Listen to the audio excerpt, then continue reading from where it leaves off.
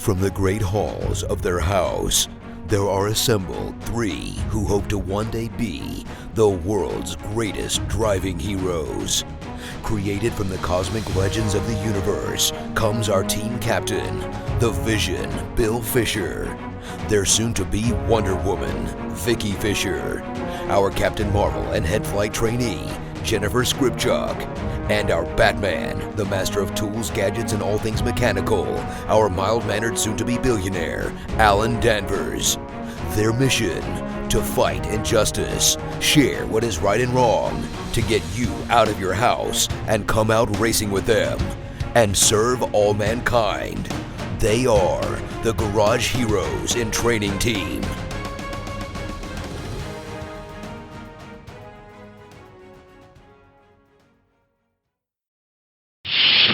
Captain's Log Supplemental.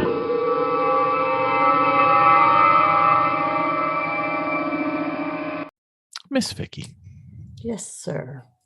You know what? What? I've been thinking about this Sentinel system. Yeah. Tell me about the Sentinel system. So what I was thinking was we have the one car that's got the aim dash that's slowing us down. Because installing the aim dash is actually, it probably is easy, but it's quite hard the first time. And we haven't figured that out yet. The Sentinel system is really easy to set up. So what I was thinking was, why don't we put it in the Lemons car? And we'll worry about the aim data information separately. And we'll kind of break it down into a project. Because then we'd have the motorsports video system that we really, really want, and we'd be able to stream it. We just won't have the data inside, but we have the data outside, so we can combine them later. But I think that's a really good solution. So what does this Sentinel system do?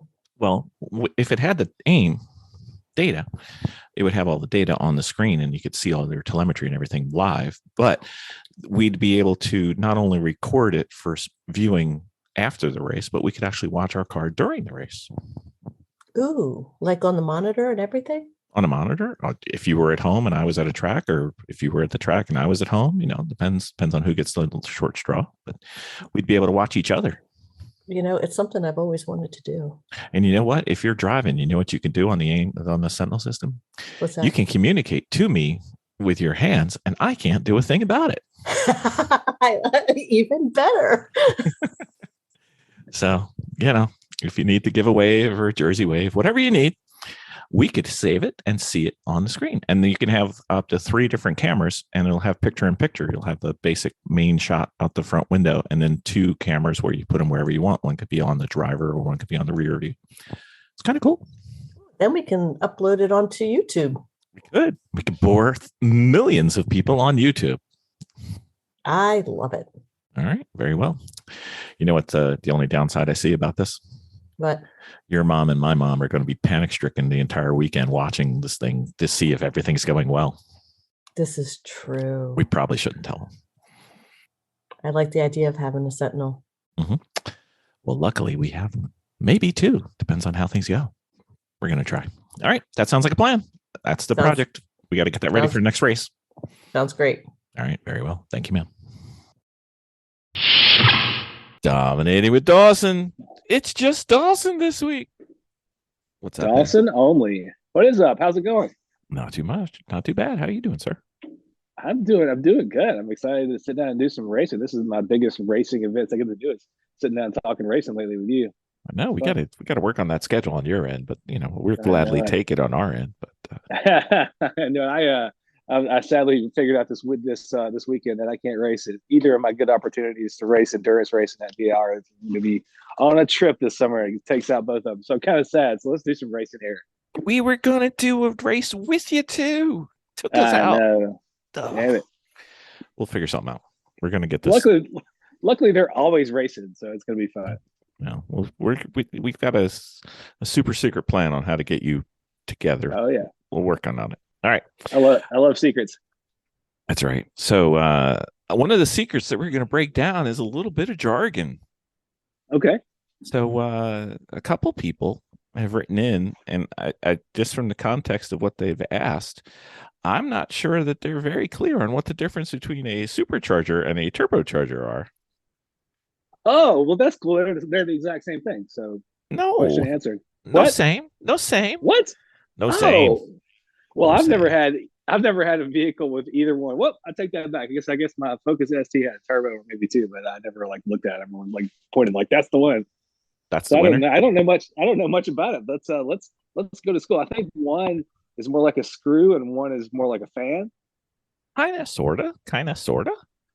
Yeah, So tell me, what do you know about them? so I know, well, I think I know that in German, they're both the Mhm. same word.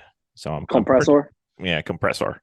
So I'm not sure the Germans think it's very different, but the turbocharger uses the exhaust air to build up pressure to force more air into the cylinders, and a supercharger uses a driven pulley to force incoming air into the cylinders. So I think it's the different sizes and the way that the power to spin the fan is generated. Well, I know Those they're are, both called forced induction systems, right? yeah, Because you have naturally aspirated cars, which is what most everybody has. mm-hmm, Like an E36, an E30, a Miata. In yep, their normal states, those are all naturally aspirated engines. When you have forced inductions, that means that you're like you said, you're forcing either heated exhaust air or just faster or more volume of air with yeah, the superchargers. That's what's happening. But ultimately, you're forcing more air to the cylinders through the intake system. Is that how they work? I really yeah. am really dumb about this stuff. I don't know. I think what you're trying to do is a lot of people say an engine in a car is more or less, well, not an electric engine, but a internal combustion engine is more or less an air pump. So what they're Right. doing Yeah. is they're forcing more air into the cylinder, which increases the effective amount of air you have, and then you adjust the fuel so you can have more air and fuel in there to get I gotcha. more bang, and more bang means more go, and more go means happier Ben. So Yeah, I don't want to get too inside baseball because this is also going to veer straight into Ben doesn't know he's talking about territory. But also, since you're able to kind of control the pressure and volume better and the mixture with a turbo, isn't that why sometimes you wouldn't see as high compression in a turbo engine? Like you don't need to build a really high compression setup if you're running a turbo. I think I've heard that, but do you well, know? you Does that you sound right? don't want, because you're going to augment the pressure with the turbo. Right. That's so So that precludes the need for big compression. Right. right, so you don't need to go over. It does, the turbo or the supercharger. Typically, you're going to end up with a higher. I believe you end up with a higher compression, so you need to have. Typically, you'll have a higher octane rating because octane will Okay. fight against it and Okay. prevent knock, which is bad, and Right. pre combustion, which is really bad because you don't want your That's piston going detonation, right? north. Yeah, your piston Right. going north and the boom going south in the same time is, Right. Because then it'll just knock that piston right down and not come back up yeah, again. yeah. So I got you. So yeah. So you're trying to avoid pitfalls like detonation and that sort of thing, yes, which is yes, I've heard those terms before and why I'm comfortable saying them again since you just said yep. So I guess the thing that people need to, in general, worry about is now you're putting more fuel, more air, so you generate more heat, which is why typically a lot of people in endurance racing don't like to go with these aftermarket additions because the car wasn't designed for that type of thermal generation, and they typically don't last as long as a normally aspirated car right. Yeah. as Um, designed. It's funny. The thing, the way I use the term turbocharger the most is when somebody's asking me what they should do to their car for a track event or something like that, and that's like the anti thing. I'm like, well, Yeah, you don't do this. definitely need to put better brake fluid in there when you get to it, better brake pads, better tires. The thing you don't need to do anytime soon is go buy a turbocharger. So it's Yes. always the thing I'm telling people they don't need to do for whatever their automotive pursuit is. But I mean, by the same token, these are relatively bolt-on things that you can put on a car fairly easily in some cases, and then you can work with putting a tune on in a computer. I mean, I've seen people uh, come to like a standing mile events. Like some dude drove Yes. to North Carolina from Ohio with like an 1100 horsepower Camaro, He didn't have a cage or anything, so he wasn't supposed to go faster than 175. And I think he went over 200 and just rolled right out the back gate because he was in trouble because he went faster than he was tech for. But this guy, all he had done was bolt on, a huge turbo or a couple of turbos, and that was about it. And he had a really nice tune on it, but he hadn't done a whole lot else to the car, and he was putting down huge power. So if you're in an automotive pursuit where you don't need to be out there banging on that motor for hours at a time, and you might be doing it for way shorter periods of time, like a drag strip or a standing mile event. Turbos might be exactly what you need. It might be the key to what you're trying to achieve. Yep. And similarly, I'm sorry, turbo or supercharger, I should say. Yeah. Sorry about that. I was saying similarly, a lot of the big dragsters that you'll see at NHRA events, I believe they still are using superchargers, or at least they were the last time I went to the races. And you're right. Those are big old screw supercharger kind of things. I think it's like a twin supercharger setup where it's kind of like two big long screws rotating against each other, maybe something like that. Yep. And the fun thing I always remember was I grew up near one of the big drag racing places in New Jersey, and I remember that the supercharger took more horsepower to run than my cars were producing total, which I always found to be quite funny. Like my car couldn't even run their supercharger, so Yeah, I forgot. I heard some kind of stat like it takes the amount of power to start a top fuel engine, whether it's a dragster or a funny car. It's something like the equivalent of a NASCAR engine. Like it takes that much just to even get the starter to turn over. Some crazy kind of stuff. The stats on that get into sound like rocketry stats than like hot rod stats after a while, like the solid fuel and stuff. It's crazy. Yeah. The only part about that I think I can't decide which is more impressive, like what they're able to do with those engines or how quickly they're able to service those engines. Because those guys both. It's just they're like, equal to me. It's like, how do you take an engine all the way apart that's smoking hot, and take it apart, change everything, service it, put it back together, and get it done in like 30 minutes? Yeah, it's crazy. That's to me, the wonders are equal. The fact that they can do that and then what the car can do is crazy. I know. We're going to be doing an engine swap this weekend, and I'm betting money we are not going to be done in 30 minutes. Man, just like the amount of science that goes into what like the clutch guy does, the guy whose job it is to rebuild the clutch every run, what he does, it blows my mind. He or she does. Excuse me. Do you want the clutch to bite at 262 feet or 263 feet? Right. And I mean, I've even got a fair amount of experience with that from racing cars. Like we were always taking our clutches apart, replacing the discs and stuff like that. And we can kind of customize the way they would hit a little bit, but nothing on the scale of what those guys do. It's amazing. Yep. So turbochargers using exhaust and superchargers using the belts typically to drive incoming gases. Big things you got to worry about: air fuel ratio. Because again, that's a bad day, and timing's probably important. Timing is important, and again, if it's not factory, and even some would argue if it is factory, typically for endurance racing at our level, probably not suitable because it will not last the race. Unless you're somebody who already is fairly good with turbos and has a plan for how you want to mitigate all the added heat that kind of turbo or supercharger system brings in. But if you're prepared to try to beat the heat, you got a good plan for it. Go for it, but don't just stumble into this willy-nilly thinking this is going to be great. It might not just put this little fan here and life is good. Because it's not just the heat, because now you've got the added pressure and compression, and now you've got added stress. So now you've got bolts being stressed, piston rings being stressed, connecting rods being stressed, all kinds of things. I don't know what their names are being stressed. So it's not just that simple, it's a little hotter. But Bill, my Miata used to run 2 hours with the little trick I did in the fuel. It's like I used to be able to get 2 hours out of my Miata, but then I put a turbo on it and I can't go that far. That's probably not good for my endurance racing either, is it? No, because it didn't make me 30 seconds a lap faster. It did not. But it does use a lot more gas. Man, it's sucking down the gas now. What's up with that?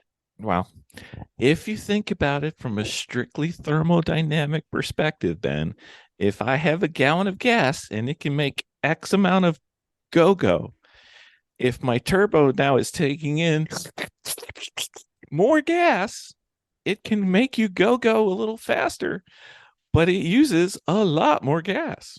It does. I'm not sure the skill needed to fully exploit the addition of a turbo may not be present in every driver on your team or every driver present at the track that day. Any driver present at the track that day.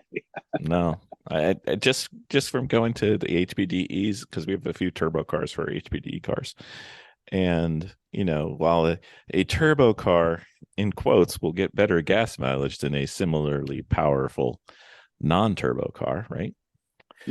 At full throttle, the turbo car will suck gas down like there's nobody's business compared to a normally aspirated car. So I believe there is more soup in the story than just that. So yeah, it's not a apples and oranges comparison. So just take that into consideration. Don't go out for your 4th or 5th stint at your HPDE in your turbo car thinking, oh, I get 32 miles to a gallon, and then look down and see that your gas tank is empty after 25 miles. So, something else to consider when you're at your local track day before you've decided what to purchase to build to be your long-term race car is walking around all the cars that pull off the track and then stop and immediately open the hood. Go, hey, why'd y'all stop and open your hood? Oh, we got a turbo. We had to let it run for a while, let the fan cool everything down. You hear stuff like that. Think, how's this going to work in an endurance car? Probably not the best.